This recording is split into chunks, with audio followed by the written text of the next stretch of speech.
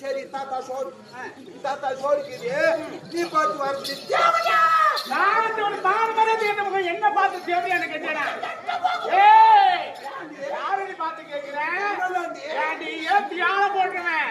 உன்ன கம்முனு விடுவனாடி ஏண்டி அப்படி கிழிச்சு தள்ளிடுவேன். யாரு அப்படி ஏற்றுக்கிறேன்.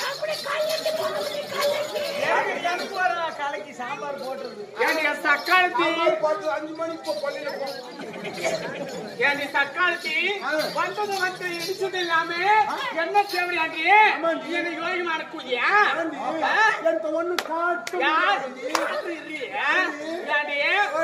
போயும் பஸ்காரன் கூட போறேன், லாரிக்காரன் கூட போறேன், அவன் கூட போறேன், உன் கூட போறேன்.